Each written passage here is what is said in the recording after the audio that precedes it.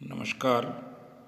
कक्षा 10वीं विषय सामाजिक विज्ञान, अध्याय 2 संघर्षकालीन भारत। इसके अंतर्गत भाग 6 में आज हम अध्ययन करेंगे मराठों का इतिहास, विजयनगर एवं बहमनी साम्राज्य के बारे में। इससे पूर्व हमने राजस्थान के संदर्भ में सहयोग एवं प्रतिरोध, सत्ता के साथ में प्रतिरोध एवं सहयोग, इसके बारे में अध्ययन किया, जिसके अंतर्गत हमने राव चंद्रसेन, बीकानेर के राय सिंह, सवाई जय सिंह और अमर सिंह राठौड़, इसके बारे में जानकारी प्राप्त की। अब हम अध्ययन करेंगे मराठों के इतिहास के बारे में। मराठा शक्ति का उत्कर्ष किसी एक व्यक्ति का कार्य न होकर के एक विशेष समय में उत्पन्न हुई अस्थायी परिस्थितियों का परिणाम था। भारत के दक्षिण पश्चिम भाग में स्थित दक्कन के पठारों को संप्रति महाराष्ट्र के नाम से जाना जाता है। दक्षिण पश्चिम का जो भाग है वह संप्रति महाराष्ट्र के नाम से जाना जाता है। अधिकांश भाग पठारी होने के कारण वहाँ के निवासी परिश्रमी और साहसी रहे हैं। मराठा कहे जाने वाले महाराष्ट्रवासी छोटे कद और मजबूत शरीर वाले होते हैं। गुरिल्ला युद्ध में कुशल होते हैं। वे खुले मैदान में आने से एक प्रकार से बचते हैं। अपने दुश्मनों पर छिपकर वार करना उनकी एक प्रकार की गुरिल्ला पद्धति है। 15वीं या 16वीं शताब्दी के धर्म सुधार भक्ति आंदोलन ने सामाजिक एकता को और अधिक सुदृढ़ किया। दक्षिण में जनसाधारण आधारित इस धार्मिक आंदोलन का नेतृत्व संत तुकाराम, रामदास, एकनाथ रानाडे, वामन पंडित इत्यादि संतों दार्शनिकों ने किया था। ये जो आंदोलन था ऊंच नीच, जाति व्यवस्था, कर्मकांड के विरुद्ध था, जिसमें सभी के लिए भक्ति द्वारा ईश्वर प्राप्ति का मार्ग दिखाया। भक्ति मार्ग एक प्रकार से प्रशस्त हुआ। मराठी भाषा बहुत सरल और व्यवहारिक थी। इस प्रकार का हमको अध्ययन इतिहास में पढ़ने को मिलता है। छत्रपति शिवाजी, मराठा के अंदर छत्रपति शिवाजी, जिन्होंने हिंदू साम्राज्य की स्थापना की थी, हिंदवी साम्राज्य के रूप में इनको जाना पहचाना जाता है। इनका कार्यकाल 1627 से 1680 के मध्य रहा। छत्रपति शिवाजी 20 अप्रैल 1627 ईस्वी को इनका जन्म शिवनेर के दुर्ग में हुआ था। ये शाहजी भोंसले की प्रथम पत्नी जो जीजाबाई थी, उनके पुत्र थे। शाहजी बीजापुर के एक सामंत थे, जिन्होंने जीजाबाई के अलावा तुकाबाई मोहिते नाम एक अन्य स्त्री से भी शादी कर ली थी। इसी कारण से जीजाबाई उनसे अलग रहती थी। बालक शिवाजी का लालन पालन उनके स्थानीय संरक्षक दादाजी कोंडदेव तथा जीजाबाई के गुरु समर्थ स्वामी रामदास की देखरेख में हुआ था, जिन्होंने बचपन से ही उन्हें मातृभूमि की रक्षा के लिए प्रेरित किया था। दादाजी कोंडदेव से उन्होंने सेना और शासन की शिक्षा पाई। 12 वर्ष की अल्पायु में शिवाजी ने अपने पिता से पुणे की जागीर प्राप्त की। बहुत छोटी उम्र में इन्होंने इस प्रकार का साहस का कार्य दिखाया। सर्वप्रथम 1646 ईस्वी में 19 वर्ष की आयु में उन्होंने कुछ मावले युवकों का एक दल बनाकर पुणे के निकट स्थित तोरण दुर्ग पर अधिकार कर लिया। 1646 ईस्वी में ही उन्होंने बीजापुर के सुल्तान से रायगढ़, चाकन तथा 1647 में बारामती, इंद्रपुर, सिंहगढ़ तथा पुरंदर का दुर्ग भी छीन लिया। इस प्रकार से उन्होंने साहस और वीरता के आधार पर अपने साम्राज्य का विस्तार किया। छत्रपति शिवाजी का महाराज का साम्राज्य है जो आपके सामने इस भारत के मानचित्र के अंदर नज़र आता है। ये जो बीच का जितना भी प्रकार का ये भाग है, यहाँ पर शिवाजी का साम्राज्य स्थापित था। इन्होंने अपनी सामर्थ्य शक्ति के आधार पर यहाँ पर अपना साम्राज्य स्थापित किया। 1656 में शिवाजी ने कोंकण में कल्याण और जावली का दुर्ग भी अधिकृत कर लिया। 1656 में ही इन्होंने अपनी राजधानी रायगढ़ बनाई। शिवाजी के साम्राज्य विस्तार के नीति से रुष्ट होकर बीजापुर के सुल्तान ने 1659 में अफजल खान नामक अपने सेनापति को उनका दमन करने के लिए भेजा। जिस गति से शिवाजी अपने साम्राज्य का विस्तार कर रहे थे, उससे बीजापुर का सुल्तान बहुत नाराज़ था। इसलिए उसने अफजल खान नाम के सेनापति को उनका दमन करने के लिए भेजा। जब संधि वार्ता हो रही थी, तो उसी समय अफजल खान शिवाजी से मिलने के लिए, जैसे गले मिलने के लिए जाता है, तो उसके हाथ में एक प्रकार का छुरा होता है, जिससे वह शिवाजी का वध करना चाहता है, परंतु शिवाजी को इस बात का पता लग जाता है कि वह हमको धोखा मिलने वाला है, तो शिवाजी बगनखे से उसके पेट को फाड़ डालते हैं, अर्थात अफजल खां को मौत के घाट उतार देते हैं। अफजल खां की बात मन की मन में रह जाती है। 1663 ईस्वी में दक्खन के मुगल वायसराय शाइस्ता खां को शिवाजी के दमनार्थ औरंगजेब नियुक्त करता है, जिसने शिवाजी के केंद्र स्थल पूना पर वो अधिकार करने का कार्य कर लेता है। लेकिन शीघ्र ही शिवाजी ने शाइस्ता खां के शिविर पर रात्रि में आक्रमण किया, जिसमें उसका एक पुत्र और अपने हाथ की 3 अंगुलियां उसको गंवा करके भागना पड़ा। यानी तुरंत प्रतिकार के रूप में शिवाजी फिर से शाइस्ता खां के ऊपर आक्रमण करके और उसको अपने अधिकार क्षेत्र को प्राप्त कर लेते हैं। इसमें शाइस्ता खां के एक पुत्र और उसके हाथ की 3 अंगुलियों को उसको गंवाना पड़ता है। 1664 में शिवाजी ने मुगलों की अधिक सूरत को भी लूटा। इन सभी गतिविधियों से क्रुद्ध होकर औरंगजेब ने अपने मंत्री आमेर के राजा मिर्जा जय सिंह और दिलेर खां को भेजा। मुगल सेना ने उनके अनेक किले अधिकृत कर लिए। विवश होकर शिवाजी ने जय सिंह के साथ 1665 में एक संधि कर ली, जो पुरंदर की संधि के नाम से जानी जाती है। अफजल खां का शिवाजी द्वारा किस प्रकार से वध किया जाता है देखिए। छोटे कद के शिवाजी हैं, नीचे झुक करके बगनखे के माध्यम से और अफजल खां को पेट को पूरा फाड़ डालते हैं। और अफजल खां के हाथ में देख लीजिए एक प्रकार का हथियार है, जिसके माध्यम से वो शिवाजी को मारना चाहता है, लेकिन इसका पूर्वानुमान शिवाजी को हो जाता है और अपनी मौत से पहले वो अफजल खां को मौत के घाट उतार देता है। पुरंदर की संधि के प्रावधान थे। शिवाजी अपने कुल 35 में से 23 जो दुर्ग थे मुगलों को सौंप देते हैं और अपने पास केवल 12 दुर्ग रखते हैं। दूसरा प्रावधान था, शिवाजी बड़े भाई संभाजी को मुगल दरबार में 5000 मनसाबदार बनाने का प्रस्ताव भी रखते हैं। राजा जयसिंह द्वारा शिवाजी को आगरा स्थित मुगल दरबार उपस्थित होने के लिए भी आश्वस्त किया गया। जयसिंह ने उनसे कहा कि उन्हें दक्षिण के मुगल सूबों का सूबेदार बना दिया जाएगा। मई 1666 में शिवाजी शाही दरबार में उपस्थित होते हैं, जहां उनके साथ में तृतीय श्रेणी के मनसबदारों जैसा व्यवहार किया जाएगा, निचले स्तर का व्यवहार किया जाता है और उनको नज़रबंदर भी कर दिया जाता है। लेकिन नवंबर 1666 को अपने पुत्र संभाजी के साथ गुप्त रूप से कैद से बाहर निकल भागते हैं और सुरक्षित अपने घर पहुँच जाते हैं। अगले वर्ष ही औरंगजेब शिवाजी को राजा की उपाधि और बरार की जागीर प्रदान कर देते हैं। 2 वर्ष तक शिवाजी एक प्रकार से अपनी शांति बनाए रखते हैं, लेकिन 1670 में उन्होंने विद्रोह करके मुगलों की अधीनता में चले जाने वाले जितने प्रकार के किले थे उन सब के ऊपर वो अपना एक बार पुनः कब्जा कर लेते हैं। खानदेश के कुछ भूभागों में स्थानीय मुगल पदाधिकारी को सुरक्षा का वचन देकर उनसे आय का चौथा ही भाग वसूलने का लिखित समझौता भी वे करते हैं। 1670 में वे सूरत को दोबारा लूटते हैं। 1674 में रायगढ़ के दुर्ग में शिवाजी महाराष्ट्र के स्वतंत्र शासक के रूप में अपना राज्याभिषेक करवाते हैं। इस अवसर पर उन्हें छत्रपति की उपाधि भी धारण कर लेते हैं। 1680 में शिवाजी की मृत्यु हो जाती है। इस समय उनका मराठा जो राज्य होता है बेलगांव से लेकर तुंगभद्रा नदी के तट पर समस्त पश्चिमी कर्नाटक में विस्तृत था।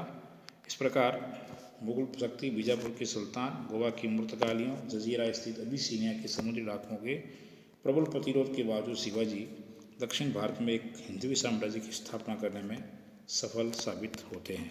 यानी हिंदू साम्राज्य की स्थापना करने वाले हमारे जो शासक रहे हैं वो छत्रपति शिवाजी रहे। वीर तानाजी राव मालसुरे एक प्रखर योद्धा और शिवाजी के परम मित्र होते हैं।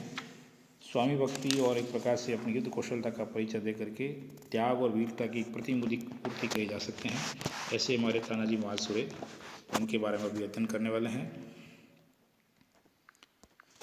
तानाजी मालसुरे त्याग और वीरता की प्रतिमूर्ति थे। वे शिवाजी के घनिष्ठ मित्र और निष्ठावान वीर मराठा सरदार थे। वे छत्रपति शिवाजी महाराज के प्रमुख किलेदार थे। 1617 ईस्वी को सिंहगढ़, जिसको कोंडाला किला कहते हैं, की लड़ाई में अपनी महती भूमिका के लिए वो जाने जाते हैं। अपने पुत्र के विवाह जैसे महत्वपूर्ण कार्य को छोड़कर शिवाजी महाराज की इच्छा का मान रखते हुए वे कोंडाला किले को जीतना बहुत अधिक आवश्यक समझते हैं। तानाजी राव का जन्म महाराष्ट्र के कोंकण प्रांत में महाड़ के पास उमरते में हुआ था। वे बचपन से छत्रपति शिवाजी के दोस्त थे और उनके साथ हर युद्ध में शामिल होते थे। औरंगजेब ने कपट से शिवाजी के साथ तानाजी को भी बंदी बना लिया था। वहाँ से बाहर निकलने की योजना दोनों ने मिलकर बनाई थी। एक बार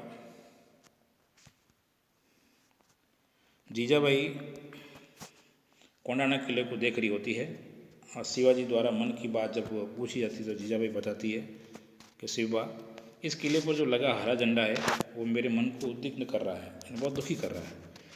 तो शिवाजी अगले दिन अपने सैनिकों को बुलाते हैं और कोंडाना किला को जीतने का एक प्रकार से वो उनको आदेश देते हैं।